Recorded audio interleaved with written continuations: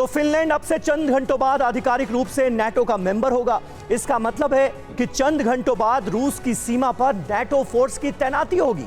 हालांकि Putin Finland को लेकर उतने चिंतित तो नहीं दिख रहे हैं, लेकिन रूस के अंदर जारी हलचल बता रही है कि इस बार फिनलैंड और रूस के बीच समर वॉर छिड़ सकती है। इस रिपोर्ट में देखिए फिनलैंड की नाटो मेंबरशिप से महाविनाश कैसे फिक्स होता नजर आ रहा है।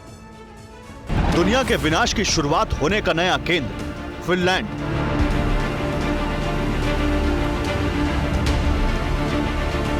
रूस से अदावत का एक सदी से भी पुराना इतिहास वाला वो देश जिसने कभी रूस के सामने घुटने नहीं टेके।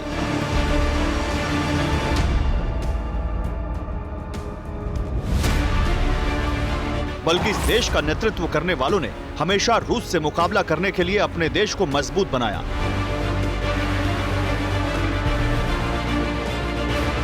प्रधानमंत्री सना मारिन ने भी नेटो की सदस्यता का रास्ता तय करके रूस के खिलाफ ऐसी ही मजबूती दिखाई।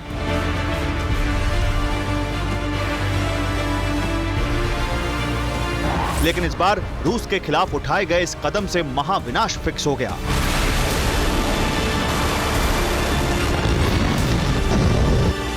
और इसका सबूत है फिनलैंड को केंद्र मानकर रूस की तरफ से शुरू हुई न्यूक्लियर जंग की तैयारी।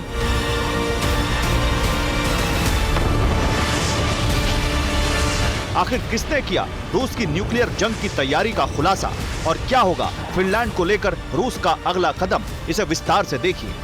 नेटो देशों के विरुद्ध तय हुआ न्यूक्लियर युद्ध। रूस का वॉर प्लान जारी, विंटर वॉर से बड़ी तैयारी। और प्लान यह है कि रूस सबसे पहले उस सीमा को सील करेगा जहां से नेटो की सेना रूस या उसके सहयोगी देशों में दाखिल हो सकती है, जिसमें सबसे पहला नाम है बेलारूस, जहां न्यूक्लियर वेपन्स की तैनाती का ऐलान पुतिन पहले ही कर चुके हैं। प्लान के तहत कहां होगी तैनाती, पहले इसे भी जान लीजिए। बेलारूस के साथ नेटो मेंबर पोलैंड 418 किलोमीटर सीमा साझा करता है। वहीं यूक्रेन के साथ बेलारूस की यह सीमा 1000 किलोमीटर है, जबकि लिथुआनिया से लगी सीमा 678 किलोमीटर और लातविया की सीमा 172 किलोमीटर है। इन सीमाओं को न्यूक्लियर मिसाइल से पहले सील किया जाएगा। इसके बाद रूस कैलिनिनग्राद के बेस को नेटो के खिलाफ एक्शन के लिए ऑपरेशनल रखेगा और इस योजना के तहत अगले कदम के लिए आगे बढ़ेगा। और ये कोई आकलन नहीं है, बल्कि रूस की तरफ से जारी हुए प्लान का एक हिस्सा है, जिसे बेलारूस में रूस के राजदूत ने सार्वजनिक किया है। रूसी राजदूत बोरिस ग्रिजलोव के मुताबिक 1 जुलाई तक व्लादिमीर पुतिन के ऐलान के अनुसार ही बेलारूस में न्यूक्लियर हथियारों के भंडारण की सुविधा तैयार होगी, जिन्हें पश्चिमी सीमा पर लाया जाएगा ताकि सुरक्षा सुनिश्चित हो। इन शब्दों के दूसरे मायने ये हैं कि रूस नेटो की सीमा के पास न्यूक्लियर हथियारों को तैनात करेगा, जिसमें फिलहाल बेलारूस पहली प्राथमिकता है। लेकिन ऐसा सिर्फ सहयोगी होने के नाते होगा, क्योंकि रूस खुद की सुरक्षा के लिए और बड़ा कदम उठाएगा। सवाल ये है कि रूस के लिए सबसे बड़ा खतरा किस सीमा पर खड़ा हो रहा है? क्या यूक्रेन की सीमा पर ही खतरा ज्यादा बड़ा है या फिर ये खतरा अब डाइवर्ट हो चुका है?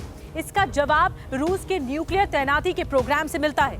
और जवाब ये है कि रूस के लिए सबसे बड़ा खतरनाक सीमा अब पारंपरिक दुश्मन फिनलैंड की है। यही कारण है कि रूस का फोकस भी अब फिनलैंड पर ज्यादा है। ऐसा इसलिए क्योंकि यूक्रेन के जिस कदम से रूस को खतरा महसूस हो रहा था, वो फिनलैंड उठा चुका है और उसमें फिनलैंड को कामयाबी भी हासिल हुई। नेटो की मेंबरशिप का रास्ता साफ होते ही रूस की एक सीमा से महाविनाश की शुरुआत के लिए मुनादी हो गई।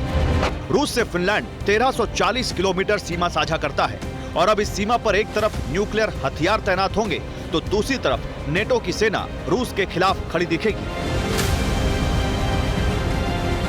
यानी रूस जो नहीं चाहता था वो हो गया। लेकिन चौंकाने वाली बात यह है कि रूस ने अब तक यूक्रेन जैसा कोई एक्शन फिनलैंड के खिलाफ क्यों नहीं लिया।